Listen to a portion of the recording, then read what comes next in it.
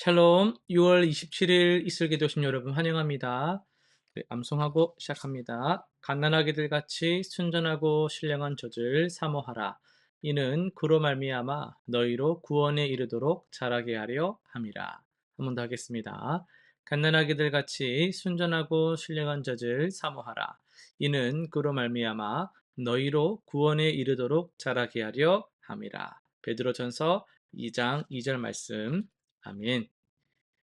오늘 우리가 살펴볼 말씀은 신명기 32장, 시편 119편 121에서 144절, 이사야 59장, 그리고 마태복음 7장입니다. 네 본문을 지적이라는 관점에서 살펴보도록 하겠습니다. 시편입니다. 시편 기자는 하나님의 법을 사랑하는 자신과 그 법을 멸시하는 악인들을 명확히 구분합니다. 악인들이 하나님의 법을 폐하고 의인을 박해할 때 시편 기자는 하나님의 개입을 간구하죠. 이는 개인적 복수가 아니라 하나님의 공의가 세워지기를 바라는 마음입니다.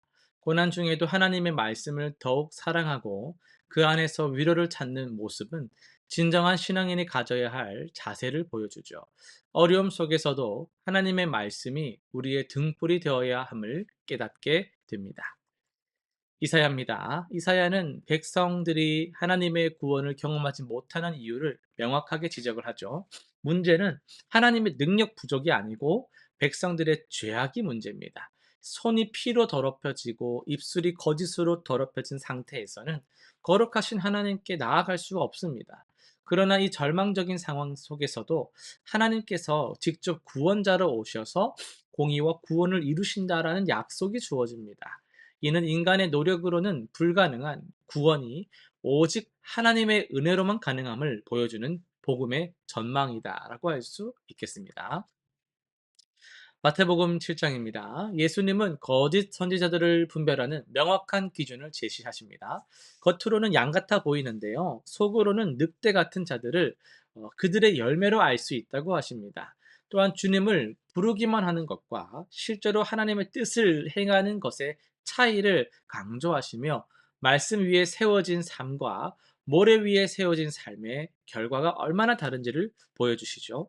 이는 신앙의 진정성이 어떤 내가 고백했다라는 것뿐만 아니라 삶 전체에서 드러나야 함을 가르치는 중요한 교훈입니다. 우리의 신앙이 견고한 반석 위에 세워져 있는지를 점검해야 하겠습니다. 이어서 신명기 32장을 중심으로 반석이신 하나님, 미끄러지는 우리라는 제목으로 말씀을 전하도록 하겠습니다. 여러분, 한 아버지가 자녀를 양육하는 모습을 상상해 보십시오. 부모가 이렇게 아이를 키울 때 보면은 갓난아기 때부터 잘 돌보면서 한 걸음 한 걸음 걷는 법을 자, 또 해봐, 또 해봐 하면서 옳지, 옳지 하면서 가르치고 또 넘어지려고 하면 잡아주기도 하고 또 아플 때는 계속 간병해 주기도 하면서 잠도 못 자고 계속해서 애를 양육하기 위해서 정성껏 키우는 그런 모습들을 우리가 생각을 해보는 거죠. 그렇게 키웠는데 그런 자녀가 이제 성인이 되어서 만약 부모를 외면하고 다른 사람에게 가서 아버지, 어머니 이렇게 부른다면 여러분 이건 마음이 어떻겠습니까? 화도 나고 어이도 없고 이거 뭐 참 복잡하겠죠. 근데 이게 바로 신명기 32장에 담긴 하나님의 마음입니다. 모세는 죽음을 앞두고 이스라엘 백성들에게 마지막 노래를 불렀습니다. 그 노래는 하나님의 신실하심과 백성들의 배반을 대조시키는 애절한 사랑의 고백이었습니다. 그는 반석이시니 그가 행하신 일이 완전하고 그의 모든 길이 정의롭다고 시작되는 이 노래에서 하나님은 변함없는 반석으로 묘사되고 있습니다. 반석은 시간이 흘러도 변하지 않고 폭풍우가 몰아쳐도 흔들리지 않는 견고함의 상징입니다. 하나님은 바로 그런 분이십니다. 하나님께서 이스라엘을 어떻게 사랑하시는지를 한번 보십시오. 독수리가 자기 보금자리를 어지럽게 하며 자기 새끼 위에 너풀거리며 그의 날개를 펴서 새끼를 받으며 그의 날개 위에 그것을 엎는 것 같이라고 표현하셨습니다. 독수리 어미가 새끼를 품에 안고 하늘 높이 날아오르듯 하나님께서 이스라엘을 그렇게 사랑으로 품으셨다는 것입니다.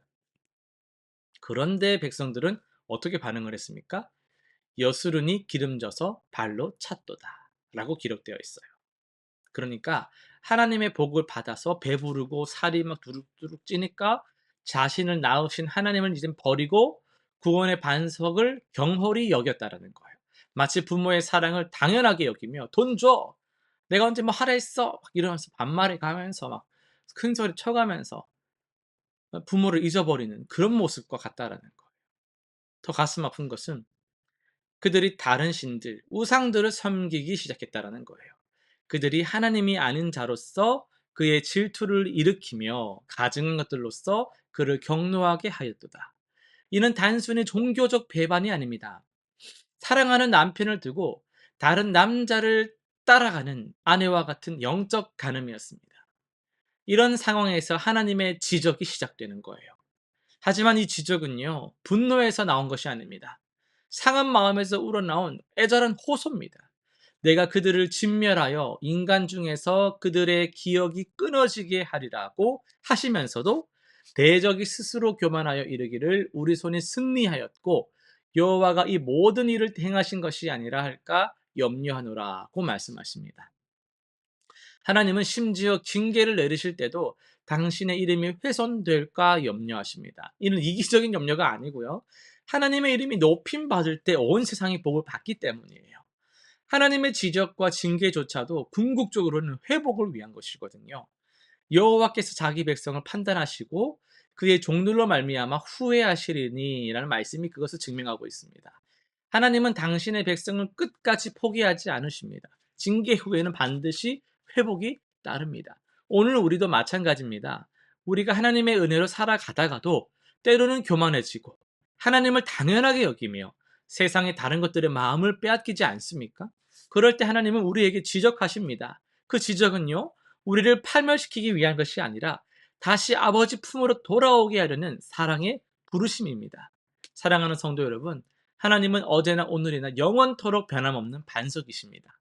우리가 미끄러져도 하나님은 흔들리지 않으십니다. 우리가 배반해도 하나님은 언약에 신실하십니다.